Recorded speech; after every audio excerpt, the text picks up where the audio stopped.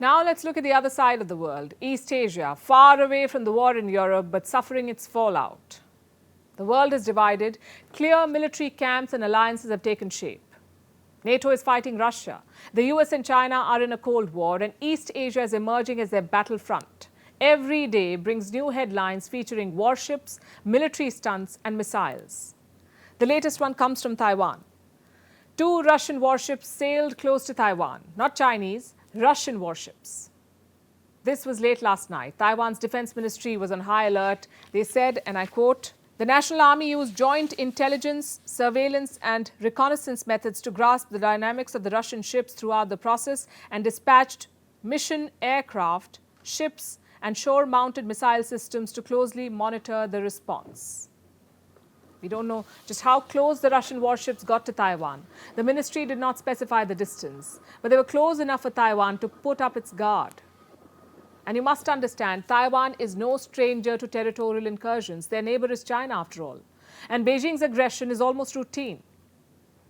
Let me show you something.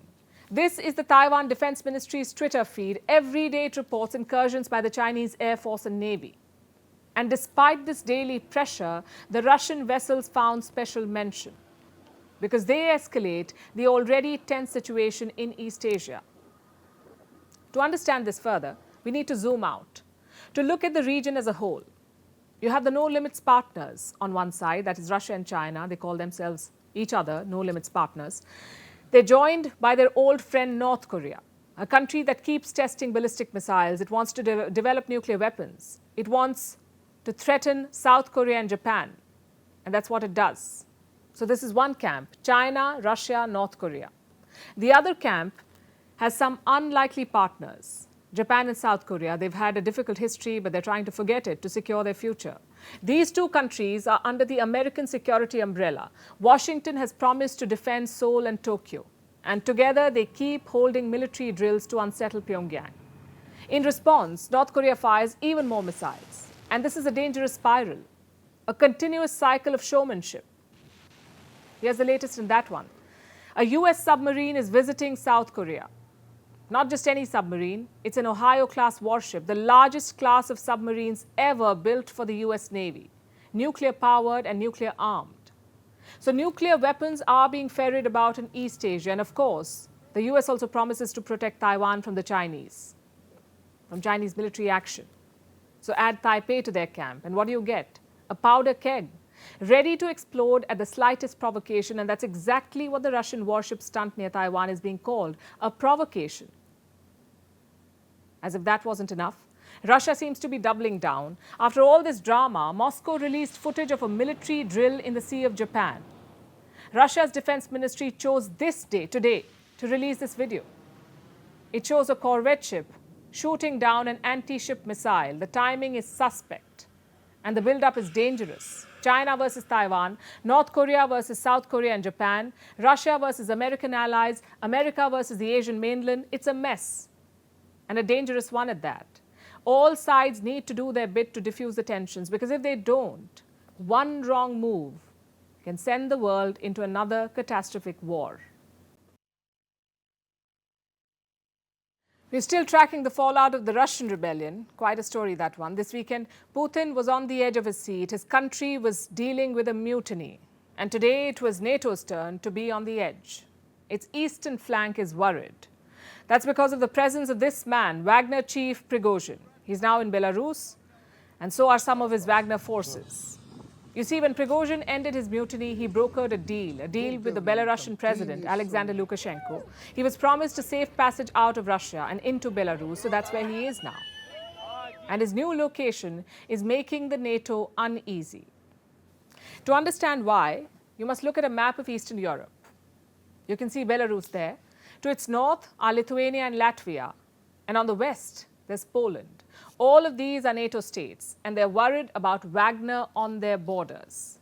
Last Saturday, we all have seen the mutiny of the Wagner Group in Russia.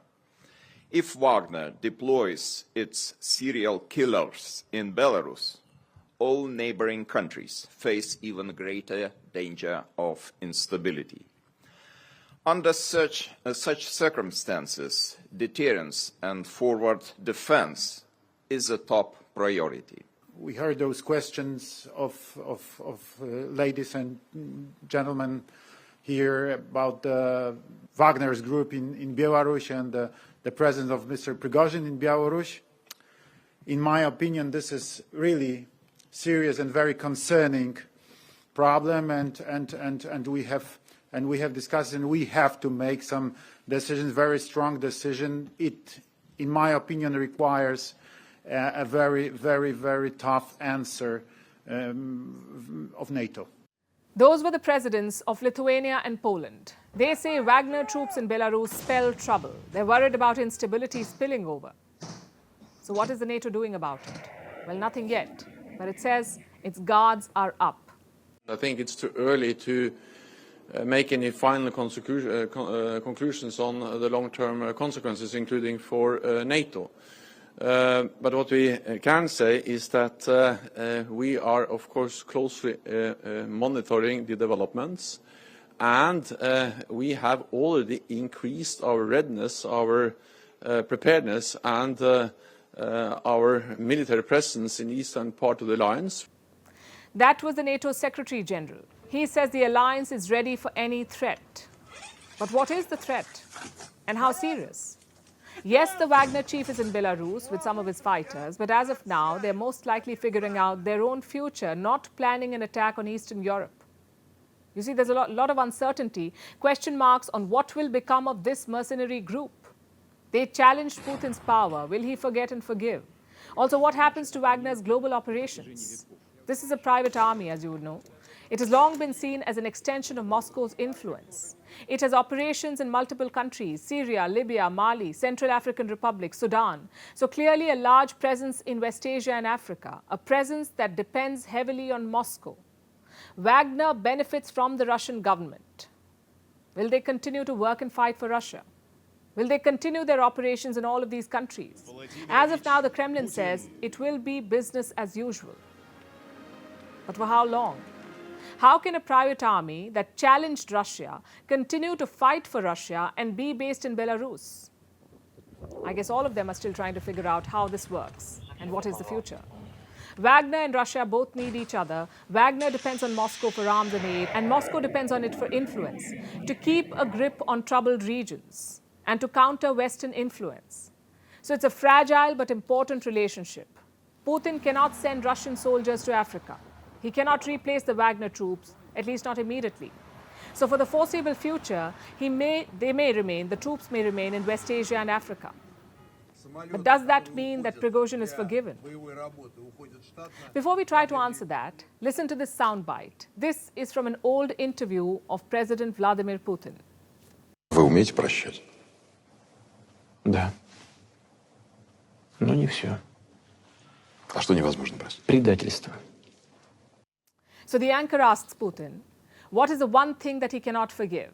And the Russian president says, betrayal. Prigozhin's mutiny was a betrayal by one of his closest aides. So it's unlikely to be forgotten or forgiven. A counterattack, a crackdown may not come today or tomorrow, but it will come. You've not heard the last of this. Paris is on fire. People have taken to the streets once again. This time, it's about a murder. The murder of a 17-year-old by a police officer. A police officer killed the boy for refusing to stop his car. This is over traffic violations, apparently. A video of the incident has gone viral. It has enraged the French public. And that public anger has led to riots. Critics say this is becoming a trend, that there's been a rise in extrajudicial executions by the French police. In India, we call them encounters. There were 13 such incidents last year over traffic violations alone. Yesterday's killing was the second one this year, and the French people seem to have had enough. Here's a report. This was Paris last night. Violent protests broke out. Demonstrators armed with fireworks clashed with the police.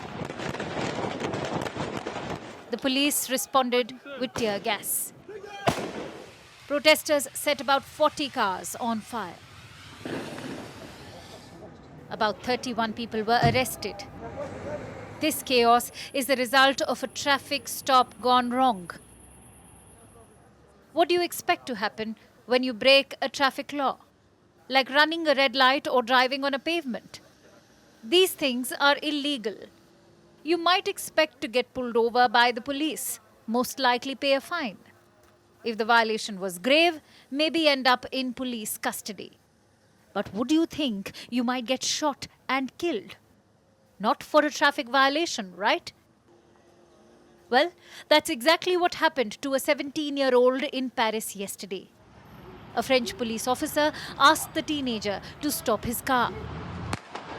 He tried to flee and ended up shot dead. This is a video of the incident which has gone viral. The footage is disturbing, but if you can look closely, the boy tries to drive off. He's shot as he speeds away. The car crashes up ahead after the teenager is shot. After this, he was rushed to the hospital, but he was declared dead soon after. What the teenager did was clearly illegal. There's no doubt about it. But does that justify his death at the hands of a police officer? Many French citizens don't think so. There's been an outpouring of support on social media. The French football team captain, Kylian Mbappe, put up this post. Actor Omar Sy tweeted this. Écoutez, d'abord, je veux ici dire... First of all, I would like to express the emotion of the entire nation at what has happened and at the death of young Nehel, and to tell his family of our solidarity and the affection of the nation. We have a teenager who has been killed. It's inexplicable, unforgivable.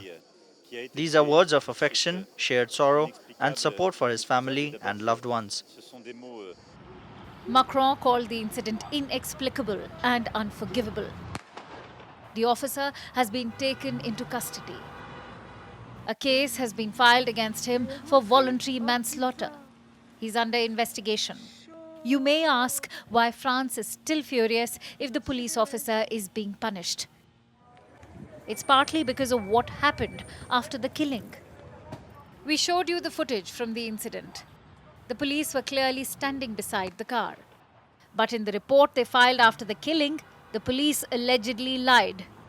They said they killed the teenager because he tried to run them over. This is an extremely serious matter. This video clearly shows that a police officer shot a young man in a cold-blooded way. The police officer who fired the shot is currently in police custody. We therefore hope that things will continue in a calm manner. But we will of course be vigilant because this is a case of voluntary manslaughter and there was no self-defense. The family will file an additional complaint for false testimony. The other officer involved will be charged with complicity in the killing. And in these cases, the wheels of justice need to turn fast. Because the people of France are furious. More protests are expected today. The French government keeps appealing for calm. But the only way to ensure peace is for justice to prevail. Before I begin my next story, let me ask you a weighted question. Have you ever been concerned about your weight gain? Have you been conscious about being large of thigh and round of belly? Have you ever dreamed of a drug that could render you slender? According to drug makers, your wait is over because we are living in a weight loss revolution which has taken another dramatic turn. Eli Lilly, a drug maker, has developed an experimental weight loss shot, an injection to help you lose weight. It's being hailed as the strongest weight loss treatment yet. It works a lot like other similar drugs. It tinkers with the body's hormones that control appetite. And the result? Obese patients shed about 24% of their body weight after 48 weeks. Some 26 kilos of weight loss in almost a year. Honestly, these results are mind-blowing, much higher than any other anti-obesity medication. And that's saying something because, as you may know, there are numerous players in the weight loss game like Novo Nordisk, Pfizer, AstraZeneca and Amgen. From jabs to pills, they offer a crop of solutions. And they may differ in their response, but they all promise one thing, a slimmer world. But here's the skinny. Over the past decade, these treatments have offered very little benefit and too many side effects. But now Lilly's newest drug has set the bar much higher by showing that weight can be dramatically cut down by a simple injection. It is already one of the most valuable drug makers in the world, and after the news of this drug, its shares have risen sharply, which only goes on to show that Lilly may take the lead in the weight loss market, a market which is predicted to reach $150 billion within the next decade. So weight loss will be rivaling cancer treatments. Tells you something about our world. Drugs that help you shed weight come with a heavy price tag. Every month, an average user must shell out more than $900 for these drugs. Very expensive for a medicine, unaffordable for many. Yet the demand continues to surge because people see value in these drugs. For some, they're the weapon of choice in the battle of beauty. For others, they can be a lifesaver. Today, 38% of the world population is overweight or obese. That's about 2.5 billion people, 2.6 billion people. In 12 years' time, this will increase to 51%. That's more than 4 billion people. And obesity is harmful to health, no two ways about it. It can cause diabetes and heart disease. It does sound morbid, right? So people continue to embrace this drug-fueled anti-obesity revolution and enter a new territory where metabolism is manipulated. And apart from the cost, there's also a metaphorical price to pay. Most of these drugs, including Lilly's shot, come with a range of similar side effects like nausea, diarrhea, vomiting, constipation. And these issues only get worse as the dosage increases. Some even experience skin tingling and increased heart rate.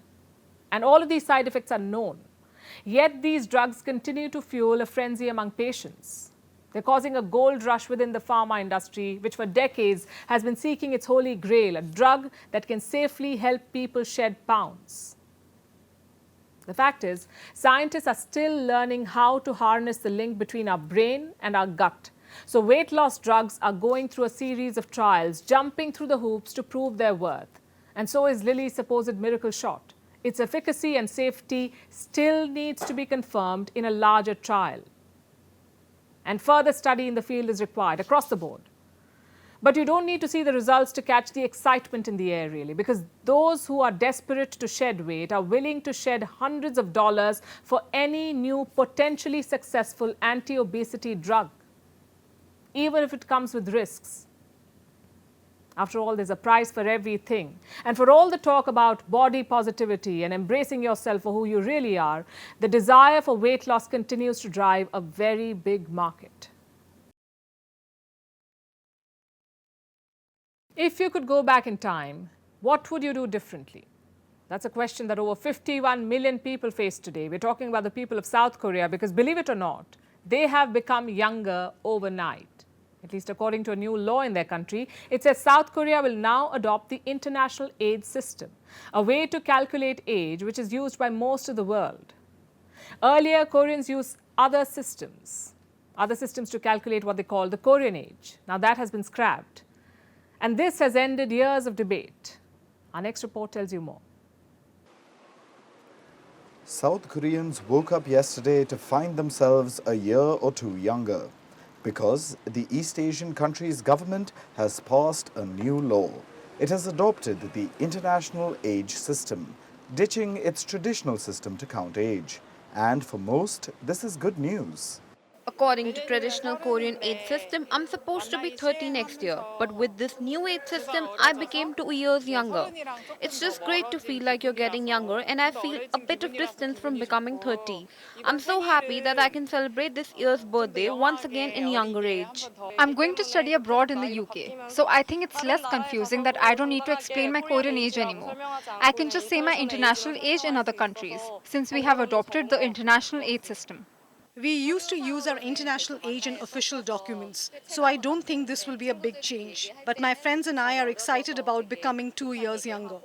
South Korea has 3 different age systems. Yes, 3. The first, as we mentioned earlier, is called international age. It refers to the number of years since a person was born. So this count starts at 0.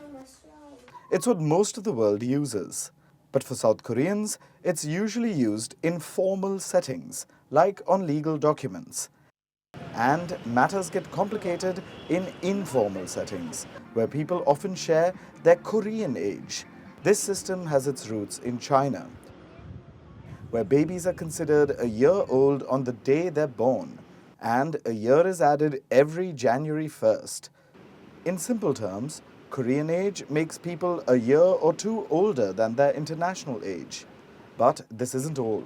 South Koreans also have a calendar age, which is a remix featuring both international and Korean age. Here, babies are 0 years old on the day they're born, but a year is added to their age every January 1st. Let us give you an example. Take the Korean star Psy, singer of Gangnam Style. He was born on December 31st in 1977. By international age, he's 45. By calendar age, 46. And by Korean age, he's 47 years old. Sounds confusing, right? That's because it is. Also, increasingly unpopular. People have to switch between different age systems regularly. The confusion it spurs has caused disputes in the country. People have had to pay unnecessary social costs due to a mixed use of age standards. The government held a poll recently. 86.2% of respondents said that they want to use the international age system. But it's not just the people. The government too had been in favor of this move for a while now. It's been a major pledge by President Yoon Suk-yeol. We expect that legal disputes, complaints and social confusion that have been caused over how to calculate ages will be greatly reduced. Even with the new standardization, the old systems will still be used in some circumstances, like elementary school admissions or alcohol and tobacco consumption, which are based on the year someone is born in, regardless of month. So, while the system may still be a tad bit confusing, it is definitely simplified by leaps and bounds with this law. And for South Koreans, this was much awaited. After all, sometimes age is more than just a number.